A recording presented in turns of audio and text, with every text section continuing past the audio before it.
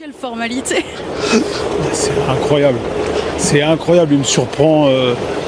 Il fait ce qu'il a voulu. Ce qu'il a voulu, je ne peux pas vous dire d'autre. J'ai presque honte de pas lui faire assez confiance. Mais bon, je regarde en même temps sur l'écran, c'est super. C'est vraiment un super cheval. J'espère que tous les gens qui sont là se sont régalés parce que moi je pense que bientôt je vais la connaître par cœur parce que je vais la revisionner. Voilà. Quand on gagne comme ça, on rêve de quoi? Ça continue encore et encore le plus longtemps possible. On va courir le Critérium Continental, ça va être super. Et puis après, on va voir. Mais oh là là, qu'est-ce que c'est bien.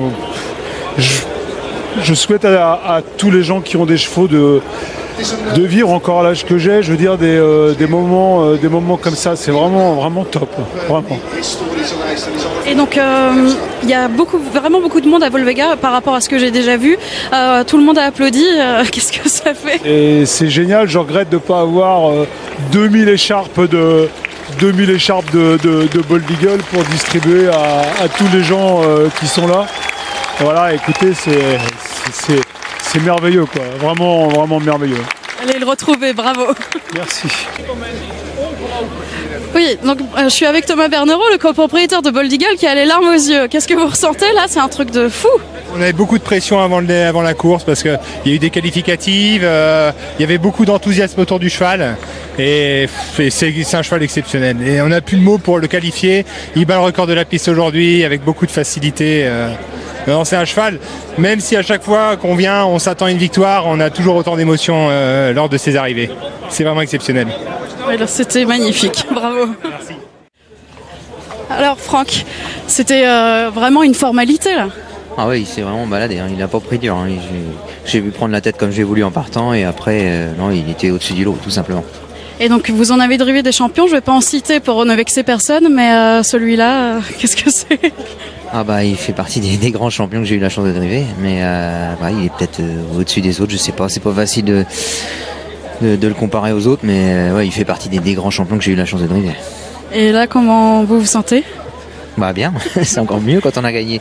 Mais j'ai la chance de mener un super cheval. Voilà, maintenant pourvu qu'il lui arrive rien et puis qu'on y fasse une grande carrière. Voilà. L'entraîneur et le propriétaire avaient un peu peur de l'inconnu ici à Volvega. C'est une petite piste, un long voyage. Vous vous êtes inquiété à un moment ou pas?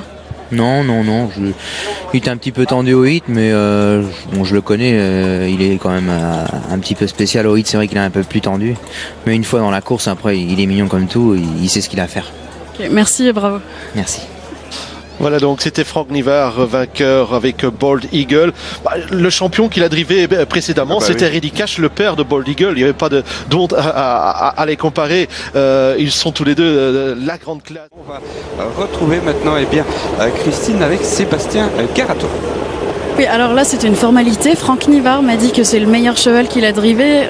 Déjà, comment vous vous sentez et qu'est-ce qui se passe maintenant? Déjà c'est déjà beau parce qu'il a drivé des champions et puis c'est un cheval et on n'a pas l'impression qu'il avance, mais bon, il tue tout le monde, quoi. On dirait qu'il se met sur une vitesse donnée et puis il va jusqu'au bout comme ça. Il pourrait faire 2 tours, 3 tours même. C'est vraiment exceptionnel.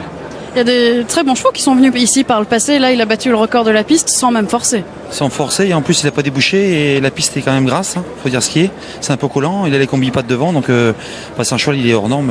Au niveau pulmonaire et cœur, il est au-dessus de la moyenne, quoi. Et donc, qu'est-ce qu'on va faire cet hiver?